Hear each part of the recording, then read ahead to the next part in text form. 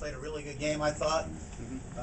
Our games usually come down to scores like this, kind of defensive, kind of sloppy things, but I'm just glad to get out of it without any more psychological damage, since people think they're in my head so much. But I think I'm okay. Guys, I have to say about that psychological thing, I'm not that deep, so it's never really bothered me.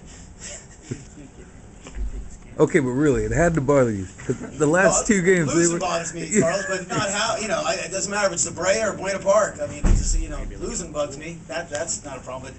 But I've been competing against Brea since I started coaching when I was 23 at La Quinta High School, and Mark Track was coaching there. So I've been going up against Brea, my whole life. So, for me to get down or depressed or have them in my head, I would be a walking zombie by now.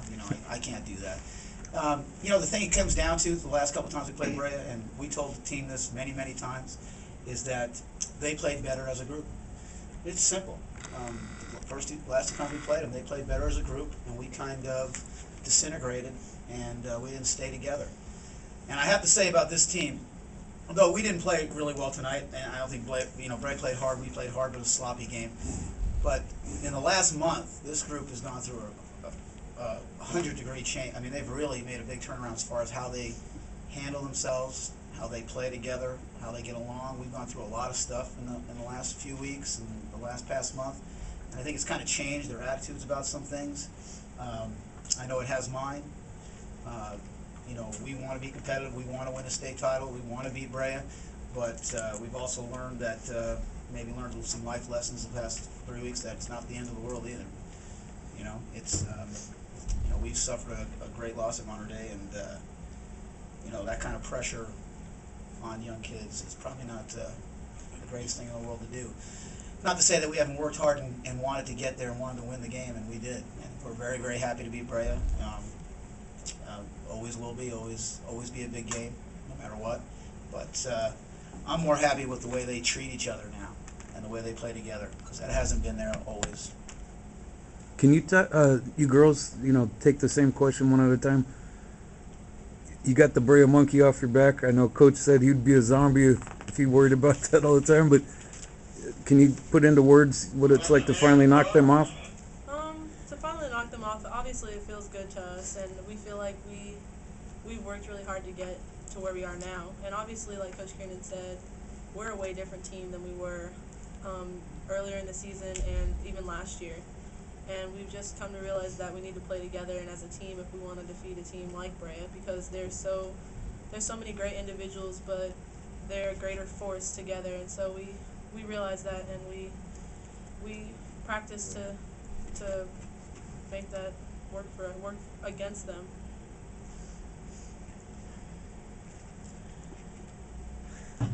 Like going back to what Kaleena said, they play really well as a team, as a unit.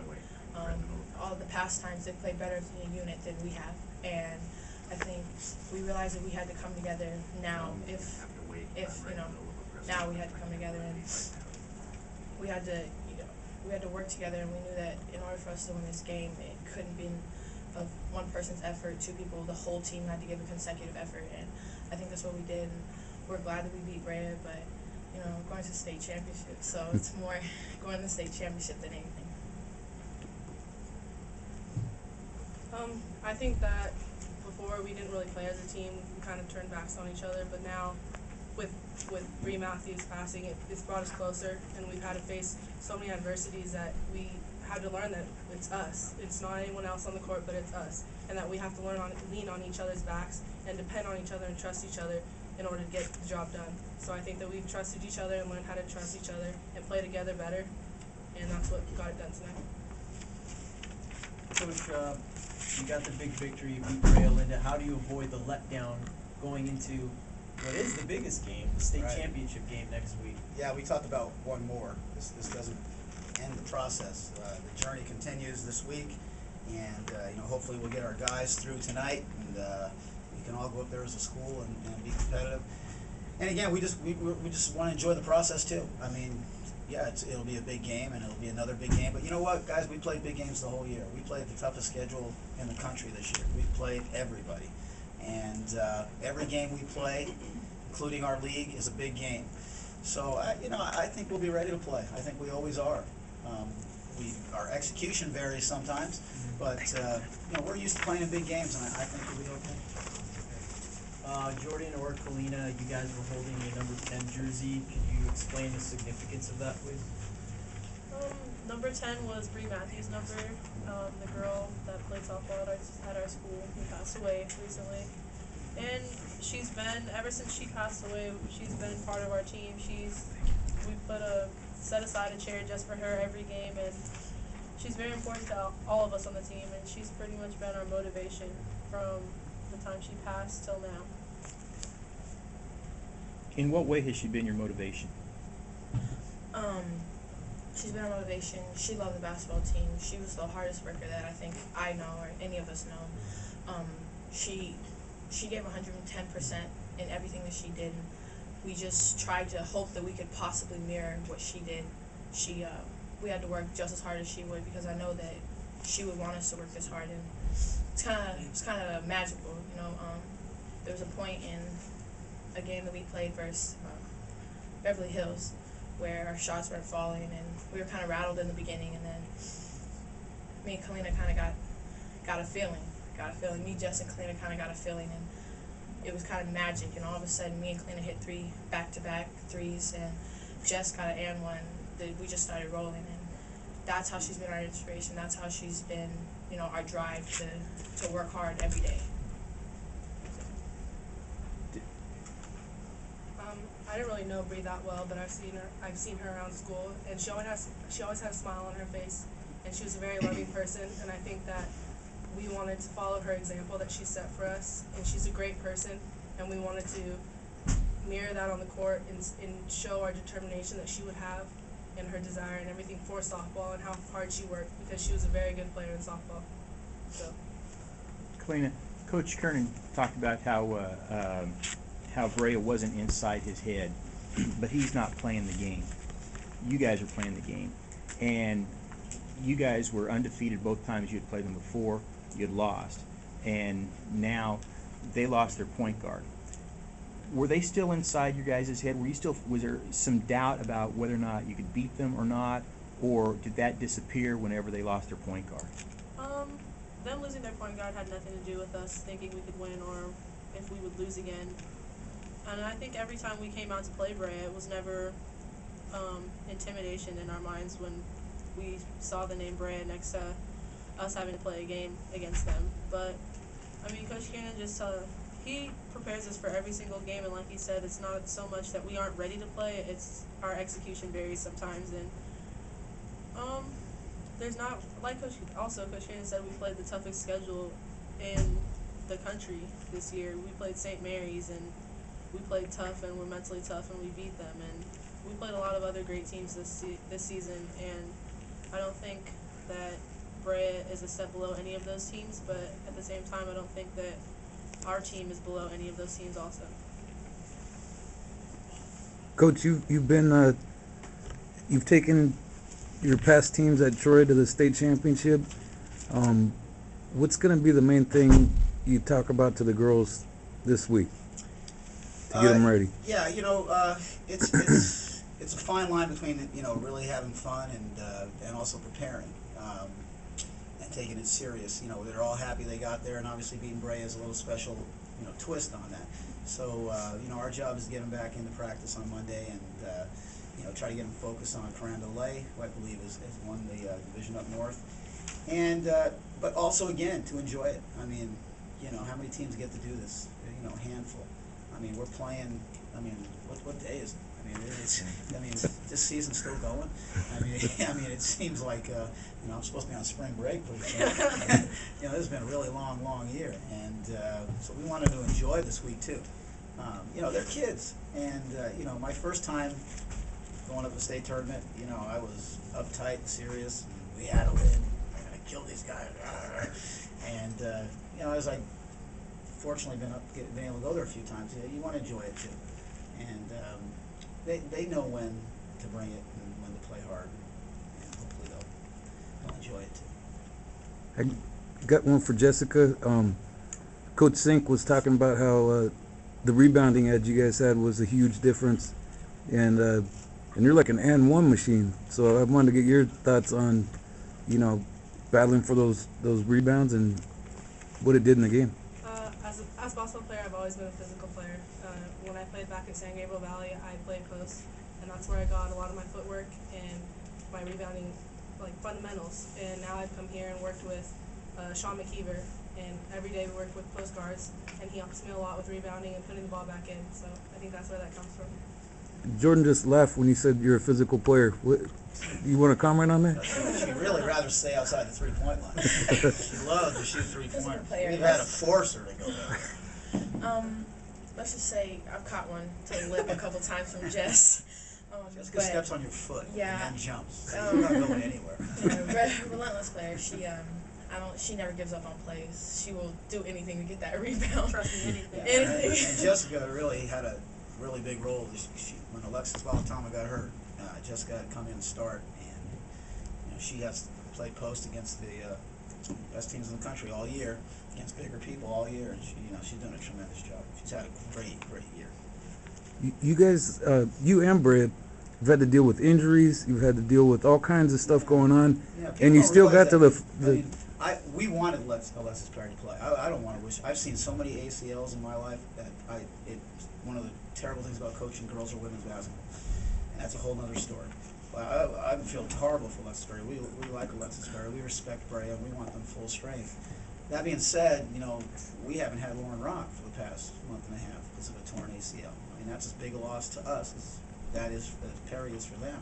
She's a big part of our defense. We haven't really been able to press the way we want to press the past month. We've been kind of taking it on, taking it off. Even today, we got a few turnovers, but we were chasing a lot. And the injuries is something. Brea and us are really fortunate that we have depth. We're in most county teams. We have depth, and so we're very fortunate. And it's nice to see players come up and get a chance, even though it has to be injuries. But people came in. Alexis Williamson, Jessica, Shayla Batson played great today off the bench for us. I mean, these guys have been playing, really well for us. So it's great to see other kids get opportunities.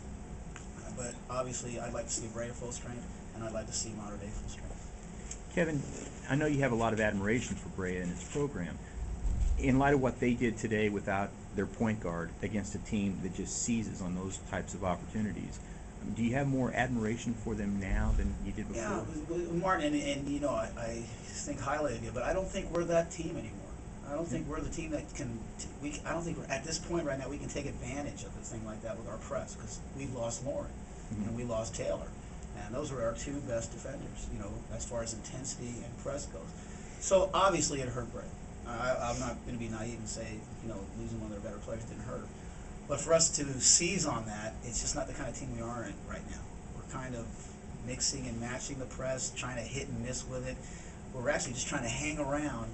In this game, we want to kind of hang around and see if we can steal it at the end. And we knew with our devastating free throw ability that we'd be able to do that.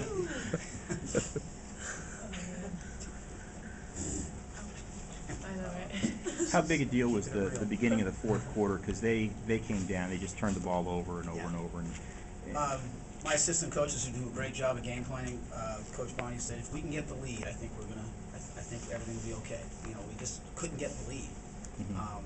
And once we got the lead, I think there was points in the game today where, for just brief time, we kind of hung our head. We go, oh, not again. You can see it in the players' body language. Oh, not again. Here they come again. It's gonna. If something bad's gonna happen, it's gonna happen in Mater Dei here against Brea.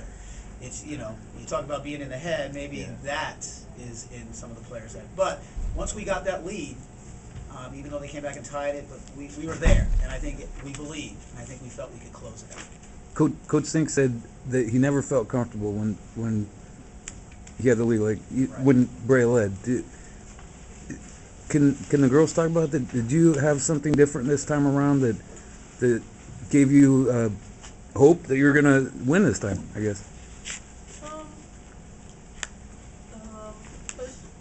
The coach always talk about how once you make a mistake, just make up for it the next time. Don't hang your head and move on to the next play.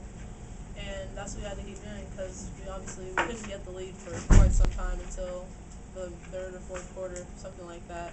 And for It was halfway through the fourth quarter, actually. Yeah, well, still one. It's out there somewhere.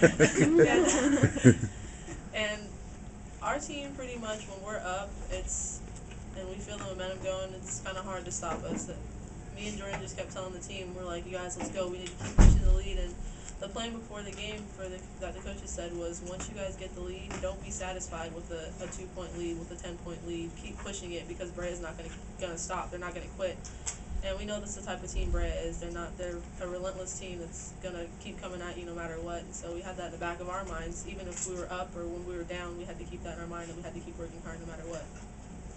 Was there a point, I mean, in the fourth quarter, or when you felt that momentum, like, okay, now we're rolling, and we're going to get it? Yes, there was, but I don't remember. Someone made a shot. Someone made a Well, when we got the lead and they started turning the ball over, Yeah. I thought they were a little tired, and we kind of again threw the press back on at that point, and we were going on and off with it. And I thought they got a little bit tired of the passes that were being completed and leading to baskets in the first half were now turning into travels and slipping off their hands and out of bounds. So I felt, as we got that lead, maybe the pressure or the fatigue is getting to them too. Jordan and Jessica, you want to take that too? I mean, when did you feel like we got them this time? Well, truthfully, I didn't feel like we had them at all.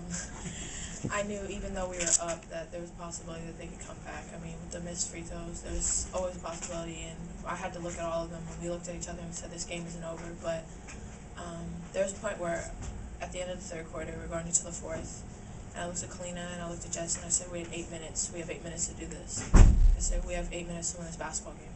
And we worked together, Alex, Thomas, and all of us just said, we're not losing, not again. And I guess we just took off from there. As soon as they started turning the ball over, started clapping my hands, I'm ready. I had a feeling that it was going to be okay, we were going to win. And then Jordan kind of struggled tonight. Yes, I did. She didn't practice all week. Oh, because of the hamstring? She has a bad ankle, and she pulled Or her the hamstring really badly at Hanford.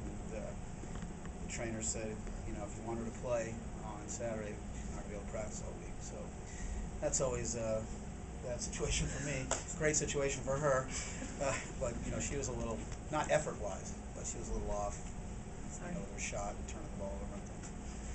So against Villa Park, I don't think I've seen a better game played by a kid this year than she had her triple-double. Mm-hmm. Today she was a little rusty. A little I feel like the momentum changed at the beginning of the fourth quarter when they threw the ball away. I knew that was a sign that we could take the game over and that we could win it if we really wanted to. From deep down, we could pull it out.